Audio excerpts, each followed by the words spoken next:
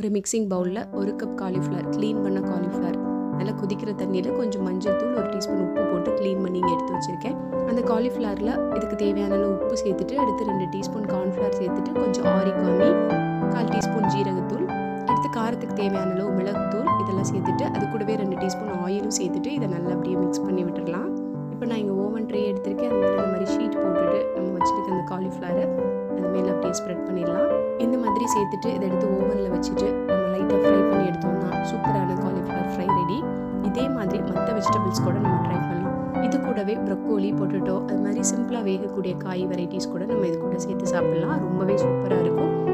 weight loss பண்ணுறவங்க, oil free food சாப்பிட விரும்புகிறவங்க, இவங்களுக்கு எல்லாமே இந்த மாதிரி ரெசிப்ஸ்